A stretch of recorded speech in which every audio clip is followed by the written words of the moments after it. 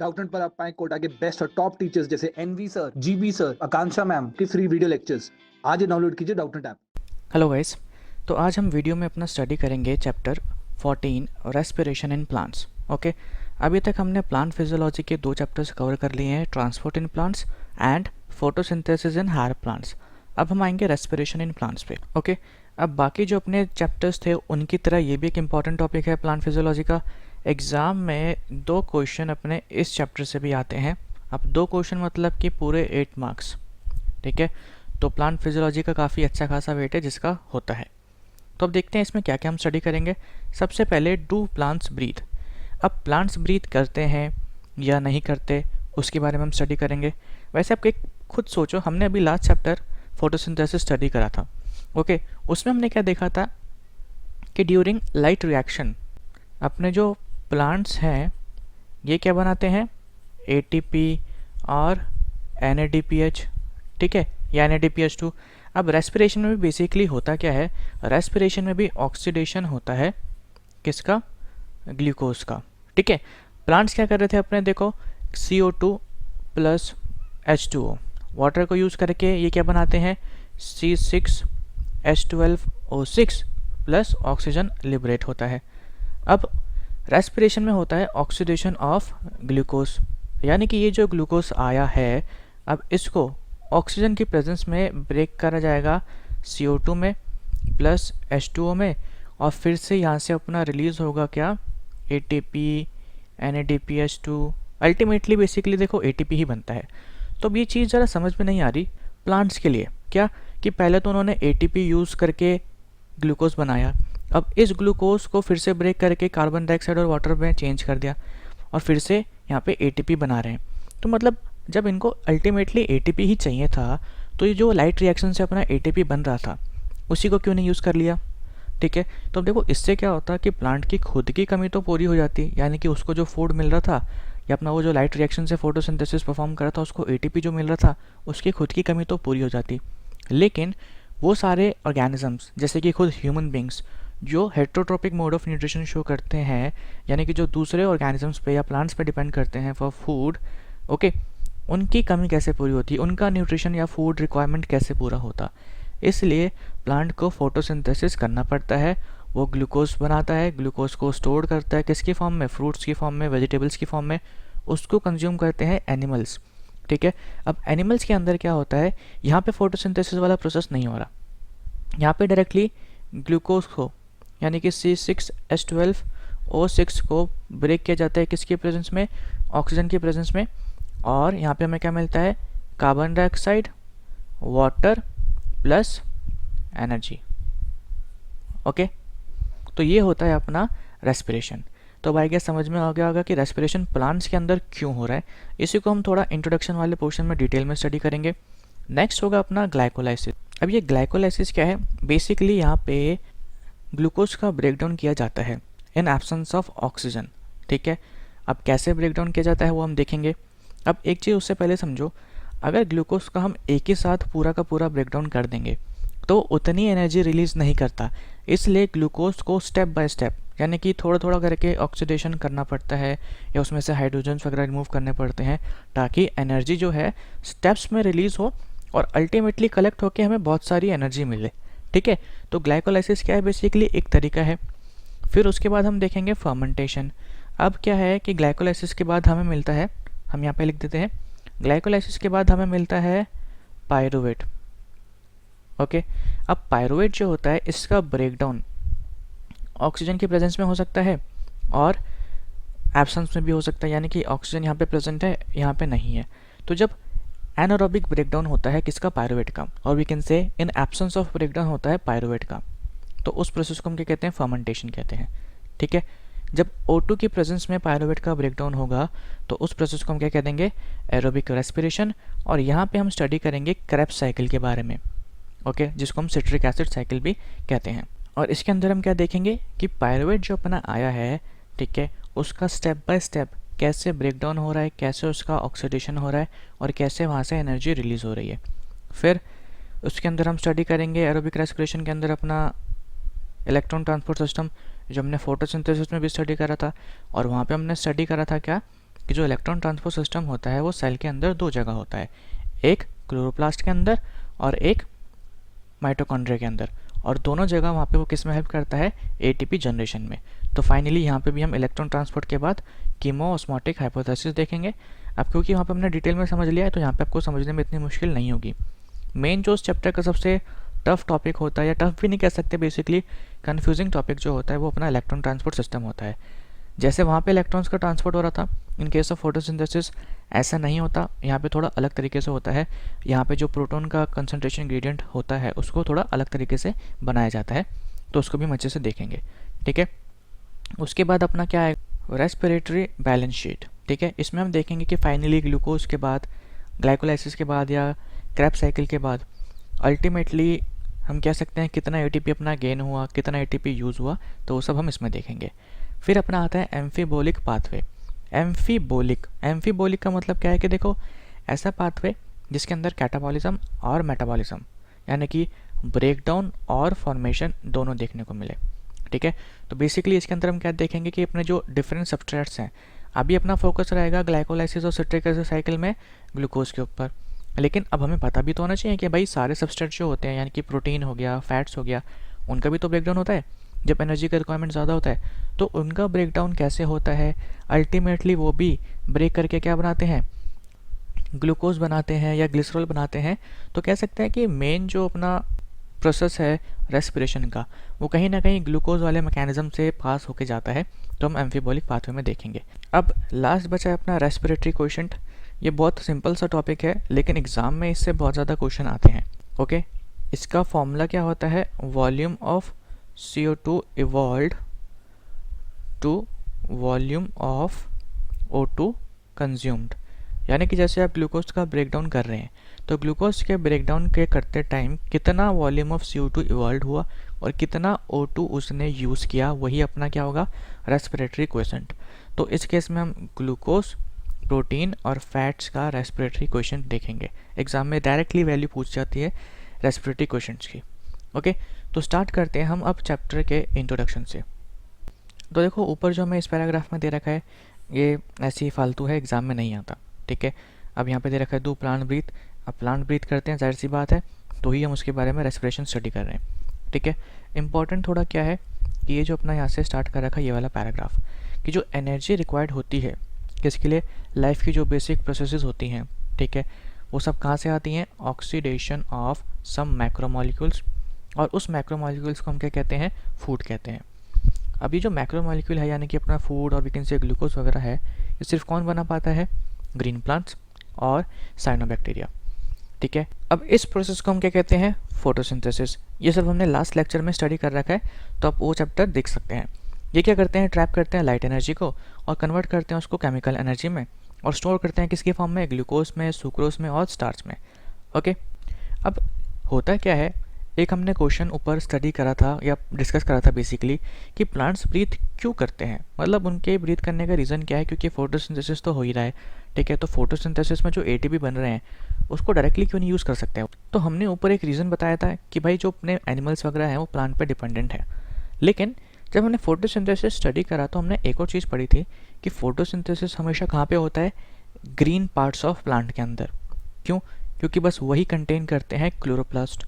तो ऐसे पार्ट्स जो नॉन ग्रीन है, यानी कि अपना रूट्स हो गया, ओके, या ऐसे टिश्यूज जिसके अंदर क्लोरोफिल प्रेजेंट नहीं है, उनको फूड कहाँ से मिलेगा, बेसिकली उनको एनर्जी कहाँ से मिलेगी। क्यों, क्योंकि ये तो भाई फोटोसिंथेसिस करके एटीपी यूज़ कर लेते हैं अपना, अब वो कहाँ से यूज़ करें, उनके पास तो क्लोरोप्लास्ट नहीं है।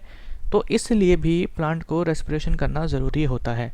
अब ओके, इसलिए जो फूड बनता है अपना ड्यूरिंग फोटोसिंथेसिस उसको ट्रांसलोकेट किया जाता है कहाँ पे, नॉन ग्रीन पार्ट्स पे। अब नॉन ग्रीन पार्ट्स पे अपना फूड आ चुका है, तो अब इस फूड को और वी कैन से ग्लूकोज को ब्रेक डाउन किया जाएगा और इसको वेरियस एक्टिविटीज़ जैसे कि ट्रांसपोर्टेशन हो गया, ठीक है, मूवमेंट हो गया, ब्रीदिंग वगैरह हो गया, जो भी बेसिक एक्टिविटीज़ होती है उसको उसके लिए यूज़ किया जाएगा।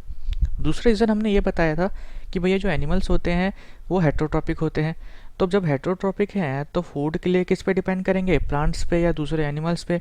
तो अब प्लांट को इनके लिए भी फोटोसिंथेसिस परफॉर्म करना पड़ता है, इनके लिए भी अपना खाना बनाना पड़ता है, ठीक है। फिर अपने कुछ ऑर्गेनिजम्स ऐसे होते हैं जैसे कि सेप्रोफाइट्स में आता है अपना फंगाई, जो डिपेंड करता है डेड एंड डीकेइंग मैटर पे।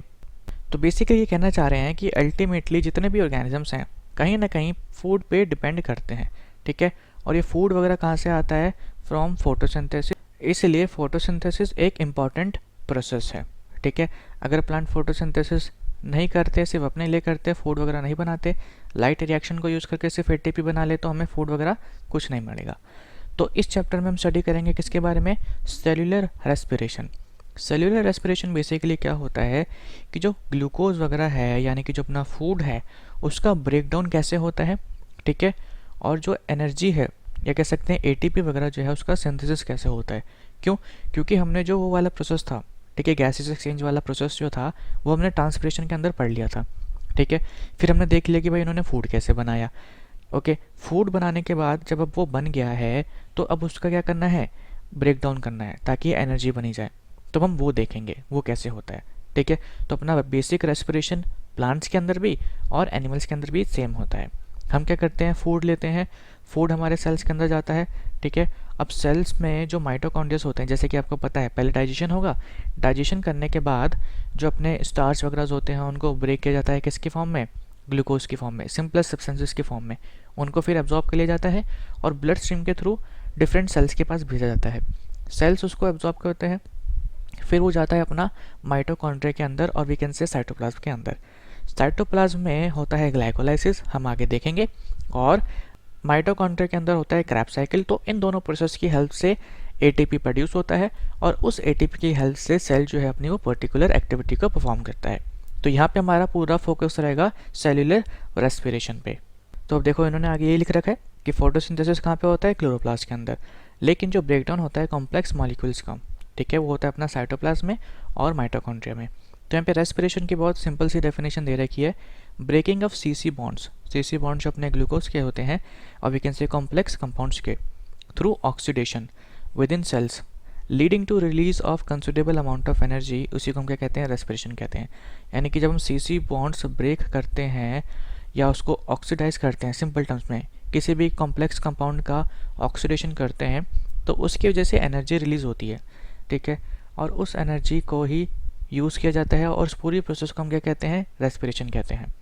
और जो कंपाउंड्स जिनको हम ऑक्सीडाइज करते हैं ड्यूरिंग दिस प्रोसेस, उसको हम क्या कहते हैं? Respiratory substrate. जैसे कि ग्लूकोज अपना क्या हो गया? रेस्पिरेटरी सबस्ट्रेट हो गया। अगर आप प्रोटीन्स का ब्रेकडाउन कर रहे हैं, प्रोटीन से एनर्जी डिराइव कर रहे हैं, तो वो अपना क्या हो जाएगा? रेस्पिरेटरी सबस्ट्रेट हो जाएगा, ठीक है। तो आगे इन्होंने भी यही बोल रखा है कि यूजली कार्बोहाइड्रेट्स, यानी कि अपने ग्लूकोज वगैरह जो है, उनको ऑक्सीडाइज किया जाता है टू रिलीज एनर्जी। अब ऑक्सीडाइज वर्ड अगर आपको किसी को नहीं पता, वैसे तो बहुत ही बेसिक वर्ड है, हम सब केमिस्ट्री में भी पढ़ते हैं ऑक्सीडेशन क्या होता है। तो देखो यहाँ पे बेसिकली हो क्या रहा है, ग्लूकोज को, यानी कि C6H12O6, हमने ये रिएक्शन ऊपर भी लिखी थी, इसको O2 की प्रेजेंस में, यानी कि O2 इसमें ऐड करते हैं। तो दो तरीके से समझ सकते हैं आप। क्या? जब एडिशन होता है किसका? O2 का, उस प्रोसेस को हम क्या कहते हैं? ऑक्सीडेशन। तो जब इसमें हम O2 ऐड करते हैं, तो अपना जो ग्लूकोज है ये किस में चेंज होता है? CO2 प्लस H2O में, ठीक है। साथ ही साथ ये लूज करता है इलेक्ट्रॉन्स, और जब भी कोई कंपाउंड अपना इलेक्ट्रॉन लूज करता है, तो उस प्रोसेस को हम क्या कहते हैं? ऑक्सीडेशन। जब गेन करता है, तो उसको हम क्या कहते हैं? रिडक्शन। तो यहाँ पे अपना जो ग्लूकोज है, वो during this whole respiration process step by step electrons lose करता जाता है, और वी कैन से उसका ऑक्सीडेशन होता रहता है, ठीक है। आगे आते हैं। तो कार्बोहाइड्रेट्स को यूज़ किया जाता है एनर्जी रिलीज करने के लिए, बट प्रोटीन्स हो गए, फैट्स हो गए, इवन ऑर्गेनिक एसिड्स भी यूज़ करी जाती हैं एज रेस्पिरेटरी सब्सटेंस, ओके। अब ड्यूरिंग ऑक्सीडेशन होता क्या है, हमने ये बात ऊपर भी बताई थी कि जो एनर्जी कंटेंट होती है किसके अंदर? रेस्पिरेटरी सबस्ट्रेट के अंदर, उसको सिंगल स्टेप में रिलीज नहीं किया जाता, उसको series of slow step wise reactions में रिलीज किया जाता है, और उसको ट्रैप कर लिया जाता है किसकी फॉर्म में? इन फॉर्म ऑफ एटीपी, ठीक है। तो आप देखेंगे अब एटीपी कैसे बनेगा, इस चीज़ को ध्यान से समझो। ग्लूकोज जो है अपना, उसका हम देखेंगे स्टेप वाइज ब्रेक डाउन हो रहा है ग्लाइकोलाइसिस में, क्रैब्स साइकिल में, ठीक है। अब उस स्टेप वाइज ब्रेकडाउन के अंदर ये क्या करेगा? इसका ऑक्सीडेशन होगा, यानी कि ये इलेक्ट्रॉन्स लूज़ करेगा, ठीक है। और हम देखेंगे इलेक्ट्रॉन्स के साथ साथ ये हाइड्रोजन भी लूज़ करता है। अब वो इलेक्ट्रॉन्स और हाइड्रोजन्स जो हुए हैं अपने, उसको Na+ एक्सेप्ट करता है, ठीक है। और ये क्या बनाता है यहाँ पे? NADPH2, ठीक है। क्या एक्सेप्ट करता है? इलेक्ट्रॉन्स और हाइड्रोजन्स। ये हम आगे देखेंगे। नेक्स्ट स्टेटमेंट भी इंपॉर्टेंट है, उसको भी ध्यान से पढ़ना है। तो ये कहना चाह रहे हैं कि इंपॉर्टेंट है ये समझना क्या कि जो एनर्जी रिलीज हो रही है बाय ऑक्सीडेशन, ठीक है, in respiration is not used directly, but उसको यूज़ किया जाता है टू सिंथेसाइज एटीपी। अब ये एटीपी बेसिकली आप समझ लो कि आपके पास क्या है, एनर्जी पैकेट्स हैं। और आप समझ लो कि जैसे आप ग्लूकोज की बोतल होती है, जब आपको मन करता है गर्मी में आप उसको पी के रिचार्ज फील करते हो, ठीक है। तो ये एटीपी क्या हो गया, अपना बॉडी के अंदर ग्लूकोज का बॉटल हो गया। जब सेल को ज़रूरत पड़ता है कि नहीं भाई अब ज़रूरत पड़ रही है एनर्जी की, तो वो क्या करेगा, वो इस एटीपी को लेगा, इसको फर्दर ब्रेक कर देगा, ठीक है। और इसके ब्रेक करने से ये देखो अपना एटीपी जो होता है हमें पता है ब्रेक किया जाता है किसके अंदर, एटीपी प्लस इनऑर्गेनिक फॉस्फेट के अंदर, ठीक है। तो इनके ब्रेकडाउन से रिलीज़ होती है एनर्जी, और उस एनर्जी को सेल जो होता है अपनी एक्टिविटी के लिए यूज़ करता है, ठीक है। हम आगे जाएंगे तो देखेंगे कि अपने जो NADPH2 होता है और साथ में यहाँ पे एक और चीज़ बनती है FADH करके, ठीक है। ये सारी चीज़ें अल्टीमेटली सेल में जाके देखते हैं ATP ही बनाती हैं। इसलिए अल्टीमेट फॉर्म ऑफ एनर्जी क्या है, अपना ATP है। इसलिए उसको हम क्या कहते हैं, ATP acts as energy currency of cell. Okay, energy जो होती है ATP के अंदर ट्रैप्ड होती है, उसको वेरियस प्रोसेस के लिए यूटिलाइज करा जाता है। और जो कार्बन अपना बच जाता है, कार्बन स्केलेटन जो अपना मिल रहा है यहाँ पे, CO2 वगैरह जो हो गया, ठीक है, वो यूज़ किया जाता है as precursor of biosynthesis of other molecules in cell. जैसे कि अब ये देख लो यहाँ पे क्या रिलीज़ हुआ, कार्बन डाइऑक्साइड और वाटर, ठीक है। तो कार्बन डाइऑक्साइड को तो अपने जो प्लांट्स हैं वो फिर से किस में यूज़ कर सकते हैं, फोटोसिंथेसिस में भी यूज़ कर सकते हैं। और ऐसा होता भी है, जो फोटोसिंथेसिस होता है तो उसमें एटमॉस्फेयर तो कार्बन डाइऑक्साइड आता ही आता है, लेकिन कुछ अमाउंट ऑफ CO2 रेस्पिरेशन का भी जाता है। और हम आगे ये भी देखेंगे कि जो अपने सबस्ट्रेट्स होते हैं फोटोसिंथेसिस के, रेस्पिरेशन के, ऑलमोस्ट सेम सेम होते हैं। अब हमने एक लास्ट चैप्टर में क्वेश्चन अराइज करा था क्या, कि भाई फोटोसिंथेसिस की वजह से, सॉरी रेस्पिरेशन की वजह से फोटोसिंथेसिस हमेशा नेगेटिवली इफेक्ट क्यों होता है, यानी कि फोटोसिंथेसिस हमेशा डिक्रीज क्यों हो जाता है रेस्पिरेशन की वजह से, क्यों, क्योंकि इनके जो सबस्ट्रेट्स हैं बेसिकली आपस में ऑलमोस्ट सेम सेम है, ठीक है। तो जो मैकेनिज्म है पूरा वो थोड़ा कह सकते हैं कन्फ्यूजिंग सा या गड़बड़ सा हो जाता है। अल्टीमेटली दोनों प्रोसेस जो है ढंग से नहीं हो पाती। इसलिए हम देखते हैं कि अपना जो रेस्पिरेशन वाला प्रोसेस है वो रात को होता है, फोटोसिंथेसिस वाला दिन में होता है। ओके, आगे मूव करते हैं। अब इन्होंने फिर से वही क्वेश्चन अराइज कर दिया है क्या, कि डू प्लांट्स ब्रीथ। तो हमने इसके बारे में समझ लिया है कि हाँ भाई प्लांट्स को ऑक्सीजन का ज़रूरत होता है, ठीक है, और वो क्या करते हैं, CO2 गिव आउट करते हैं। तो ये बात क्लियर हो गई है। अब देखो प्लांट जो होते हैं उनके पास एनिमल्स की तरह स्पेशलाइज्ड ऑर्गन्स नहीं होते फॉर गैसेस एक्सचेंज, जैसे कि लंग्स हो गए या कुछ और अपने गिल्स वगैरह होते हैं, वो सब नहीं है। इनके पास क्या प्रेजेंट होते हैं, स्टोमाटास, ठीक है, और लेंटिसल्स। स्टोमाटा के बारे में हमने पढ़ा है। अब क्यों ज़रूरत नहीं होती, क्योंकि हमने देखा था कि जो लीफ होती है उसकी सरफेस पे प्रेजेंट होते हैं स्टोमाटास बहुत सारे, ठीक है। अब यहाँ पे एक सेल है, यहाँ पे सेल है, यहाँ पे सेल है, यहाँ पे सेल है, यहाँ पे पूरा ये सेल है, ओके। और नीचे भी स्टोमेटास प्रेजेंट होते हैं, यानी कि यहाँ पे। अब स्टोमेटा जो होगा ये वाला, ये इन सेल्स को गैसेस प्रोवाइड कर देगा, ये जो होगा इनको प्रोवाइड कर देगा, ठीक है। तो बेसिकली जो स्टोमेटास होते हैं ये हर जगह प्रेजेंट है, और गैसेस जो होती हैं वो ईजिली हर पार्ट के पास पहुँच जाती हैं, और हर पार्ट जो होता है अपनी गैसेस एक्सचेंज की जो नीड्स होती हैं वो खुद से ध्यान रखता है।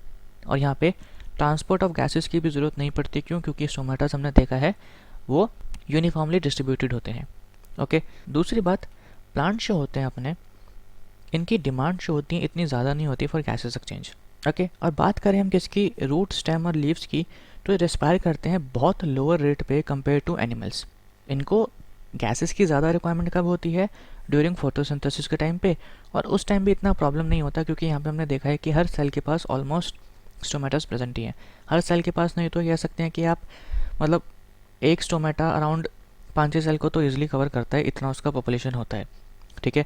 बाकी स्टेम वाले पोर्शन में अगर स्टेम में स्टोमेटास ज़्यादा प्रेजेंट नहीं है तो स्टेम में यहाँ पे स्टोमेटास तो होते ही हैं, साथ ही साथ लेंटिसल्स भी प्रेजेंट होते हैं।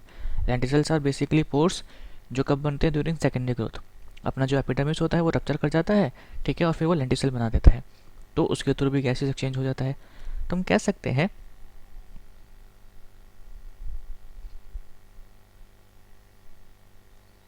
कि ईच लीफ जो होती है वेल अडोप्टेड होती है to take care of its own needs during this period. कैसे, क्योंकि हर लीफ के पास ऑलमोस्ट स्टोमेटास प्रेजेंट ही होते हैं, तो ट्रांसपोर्ट ऑफ गैसेस की ज़रूरत पड़ती नहीं है, ओके। मोर ओवर जो अवेलेबिलिटी होती है ऑफ O2 की वो प्रॉब्लम नहीं है। क्यों? क्योंकि हमें पता है कि भाई फोटोसिंथेसिस के टाइम तो O2 अपना बन ही रहा है। अब इसी O2 को वो रेस्पिरेशन में यूज़ कर लेंगे। जब CO2 रिलीज जो होता है ड्यूरिंग रेस्पिरेशन उसको फोटोसिंथेसिस में यूज़ कर सकते हैं, तो इस O2 को जो रिलीज़ हो रहा है ड्यूरिंग फोटोसिंथेसिस रेस्पिरेशन में क्यों नहीं यूज़ कर सकते, है ना। तो ये भी बहुत अच्छा बेनिफिट होता है प्लांट्स के पास। अब लास्ट यहाँ पे क्या बोल रखा है कि क्यों इनको ऑर्गेन्स की ज़रूरत नहीं होती है। देखो ये एग्जाम में क्वेश्चन आ सकता है कि भाई 3 स्टेटमेंट वो लिख के दे देंगे, तीनों में ये मेंशन कर देंगे और लास्ट में लिख देंगे ऑल ऑफ द अबव। तो आपको क्या सेलेक्ट करना पड़ेगा? All of the above. अब लास्ट में क्या क्या कह रहा है कि जो डिस्टेंस होता है gases must diffuse even in large और बल्कि प्लांट्स, वो ग्रेट नहीं होता। क्यों? क्योंकि लीव्स के पास, हर लीव के पास अपना स्टोमेटा प्रेजेंट है, स्टेम में लेंटिसल्स प्रेजेंट है, तो डिफ्यूज़न की ज़रूरत पड़ती नहीं है। मोर ओवर यहाँ पे भी क्या लिखा है देखो, each living cell in plant is located quite closer to the surface of plant, यानी कि जो लिविंग सेल्स होते हैं वो सर्फेस के बहुत पास ही प्रेजेंट होते हैं। जैसे कि आप लीफ की बात करें तो लीफ कितनी थिन सी होती है, अगर आप उसकी सेल्स देखेंगे तो ऑलमोस्ट एकदम सर्फेस पे ही होते हैं, यानी कि कुछ ज़्यादा ऐसा थिकनेस नहीं होता कि इंटरनल टिश्यूज़ तक गैसेस को जाने में प्रॉब्लम हो। तो स्टोमाटा से थ्रू गैसेस एक्सचेंज होता है, साथ ही साथ कुछ अमाउंट डिफ्यूजन से भी हो जाता है। ओके, तो प्लांट्स में इस वजह से स्पेशलाइज रेस्पिरेटरी ऑर्गन्स की ज़रूरत नहीं होती। और यहाँ पे क्या कह रहा है, इन स्टेम लिविंग सेल जो होते हैं ऑर्गेनाइज होते हैं इनसाइड लेयर बीनीथ बार्क, और इसके अंदर प्रेजेंट होती है ओपनिंग्स, ये हमने बता दिया, लेंटिसल्स। ठीक है। मोर ओवर ये जो बार्क होते हैं इसके अंदर most of the sales dead होंगे। आपने एनाटॉमी में देखा होगा कि बार्क जो होता है इसके अंदर प्रेजेंट होता है कैम्बियम, कॉर्क वगैरह। तो कॉर्क तो बेसिकली डेड ही होता है, तो उसको तो ऑक्सीजन की ज़रूरत होती ही नहीं है। ठीक है। और वो प्रोवाइड करते हैं क्या? Mechanical support. जाइलम हो गया, फ्लोएम हो गया, इसके भी कुछ कंपोनेंट्स डेड होते हैं, तो उनको भी ज़्यादा एयर की ज़रूरत पड़ती नहीं है, तो इतना इनका रिक्वायरमेंट होता ही नहीं है। ठीक है। और जो रिक्वायरमेंट होता है तो उसको कैसे पूरा कर दिया जाता है, ये लूजली पैक्ड जो पेरेन्काइमास होते हैं उनके इंटरसेलुलर स्पेसिस से होते हुए अपना जो गैसेज होती हैं वो स्टेम तक और रूट तक पहुंच जाती हैं। ये बेसिकली इतना इंपॉर्टेंट नहीं है, बस यहाँ पे आप इसको समझ लीजिए। ठीक है। अब यहाँ पे ये जो रिएक्शन हम ऊपर से लिखे जा रहे हैं बार बार ही, फिर से यहाँ पे उन्होंने दे दिए, जब ग्लूकोज का कंप्लीट कम्बेंशन होता है तो हमें क्या मिलता है? CO2 और H2O, साथ ही साथ एनर्जी। एनर्जी इंपॉर्टेंट है, तो एग्ज़ाम में ये क्वेश्चन पूछा जाता है, इसमें से क्या करेंगे, इक्वेशन में से कुछ मिस कर देंगे या बैलेंस करने के लिए बोल देंगे, तो बैलेंसिंग याद रखनी पड़ेगी। ठीक है। अब आगे आते हैं। अब यहाँ पे देखो वही चीज़ फिर से रिपीट कर रखी है कि जो ग्लूकोज होता है उसको ऑक्सीडाइज करा जाता है किसके अंदर? सेवरल स्टेप्स में, एक स्टेप में नहीं करा जाता, ताकि जो एनर्जी रिलीज हो सबके सब हीट में कन्वर्ट या हीट में वेस्ट ना हो जाए। ठीक है। यहाँ पे लिखा है कि energy liberated goes out as heat, अगर एक साथ रिलीज हो जाएगा, इसलिए उसको स्टेप बाय स्टेप रिलीज किया जाता है और उस एनर्जी को कपल किया जाता है या कह सकते हैं यूज़ किया जाता है और सिंथेसाइज किया जाता है क्या? ATP। अब ये कैसे होता है, ये एनर्जी कैसे स्टेप बाय स्टेप रिलीज हो रही है, यही हम देखेंगे रेस्पिरेशन के पूरे चैप्टर में। ओके। अब देखो यहाँ पे तो बात हो गई कि भाई उन सेल्स की जिनको ऑक्सीजन मिल रहा है, लेकिन कुछ ऑर्गेनिजम्स या कुछ सेल्स ऐसे भी हो सकते हैं जिनको ऑक्सीजन ना मिले, है ना। तो उनका कैसे होगा वो हमें पता लगाना पड़ेगा। तो यहाँ पे लिख रखा है कि ऐसे ऑर्गेनिजम्स जिसके लिए ऑक्सीजन अवेलेबल नहीं होती तो उनका क्या होगा, तो उसके लिए हमने बताया था कि भाई फर्मेंटेशन होता है। तो अब नेक्स्ट वीडियो में हम क्या करेंगे, पहले देखेंगे कि रेस्पिरेशन के टाइप्स कितने होते हैं, या कह सकते हैं कि कितने टाइप ऑफ ऑर्गेनिजम्स होते हैं। एरोबिक हो गया, एनारोबिक हो गया, फैकल्टेटिव एनारोब्स, ये सब होते क्या है, क्योंकि एग्जाम में इसका डेफिनेशन आता है सिंपल सा और पूछते हैं कि कौन सा ऑर्गेनिज्म है। ठीक है। फिर हम स्टार्ट करेंगे क्या? Breakdown of glucose to pyruvic acid. ये जो अपना पहला स्टेप होता है रेस्पिरेशन का, बेसिकली ग्लाइकोलाइसिस, इसके बारे में स्टडी करेंगे। Okay, thank you so much.